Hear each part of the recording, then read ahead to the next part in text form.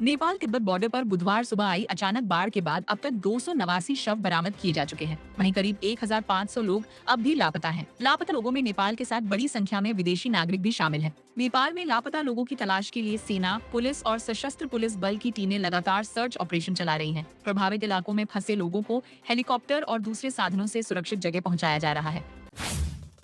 नेपाल में अचानक आई बाढ़ से मची तबाही के बाद यूपी में अलर्ट जारी है। वाराणसी में भारी बारिश के बाद गंगा और प्रयागराज में यमुना का जलस्तर बढ़ गया है। काशी में मणिकर्णिका और हरिश्चंद्र घाट पर शवदाह स्थल पानी में डूब गए हैं। ऐसे में गलियों और छतों पर अंतिम संस्कार किया जा रहा है। बैंकों में 5 दिवसीय सप्ताह वर्किंग की मांग को लेकर पूरे मध्य प्रदेश में बैंक कर्मी आंदोलन कर रहे हैं। गुरुवार शाम वे फिर से सड़क पर उतरेंगे और प्रदर्शन करेंगे। अरेरा हिल्स एरिया में बैंक कर्मी जुटेंगे। United Forum of Bank Unions के आह्वान पर यह देशव्यापी आंदोलन है। यूनियंस के कोऑर्डिनेटर वीके शर्मा ने बताया कि 5 दिवसीय बैंक सप्ताह लागू करो, एक तरफा और भेदभावपूर्ण पीएलआई योजना वापस लो, इसके क्रियान्वयन को स्थगित करो और यूनियनों के साथ द्विपक्षीय वार्ता के माध्यम से योजना में संशोधन करो, लंबित मुद्दों का समाधान करो आदि मांगों को लेकर आगामी महीनों में कई राष्ट्रव्यापी हड़तालों के साथ अनिश्चितकालीन हड़ताल की घोषणा की गई है। प्रदेश के 50,000 से अधिक संविदा डाटा एंट्री ऑपरेटरों को हाईकोर्ट के फैसले से बड़ी राहत मिली है।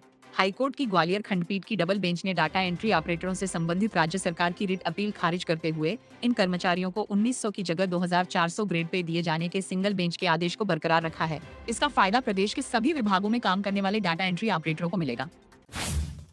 रक्षा मंत्री राजनाथ सिंह ने गुरुवार को व्हीकल फैक्ट्री जबलपुर वीएफजे में T-72 टैंक ओवरहॉल प्रोजेक्ट का भूमि पूजन किया। करीब 472 करोड़ रुपए की लागत से यहां इंडियन आर्मी के T-72 टैंकों की मरम्मत, जांच और तकनीकी अपग्रेड के लिए सुविधा तैयार की जाएगी। प्रोजेक्ट शुरू होने के बाद जबलपुर में भी सेना के T-72 टैंकों को लंबे समय तक इस्तेमाल के लिए तैयार किया जाएगा। पहले चरण में यहाँ हर साल 12 T-72 टैंकों का पूरा ओवरहॉल और अपग्रेड होगा। इसके लिए आधुनिक प्लांट के साथ टेस्टिंग ट्रैक भी बनाया जाएगा। कार्यक्रम में मुख्यमंत्री डॉक्टर मोहन यादव और रक्षा विभाग के वरिष्ठ अधिकारी मौजूद रहे। उज्जैन के विश्व प्रसिद्ध श्री महाकालेश्वर मंदिर में रक्षाबंधन पर भगवान महाकाल को 1.25 लाख लड्डुओं का महाभोग लगाया जाएगा। ये परंपरा कई वर्षों से चली आ रही है। शुक्रवार सुबह भस्म आरती में भगवान को लड्डुओं का भोग अर्पित किया जाएगा। इसके बाद प्रसाद भक्तों में वितरित किया जाएगा।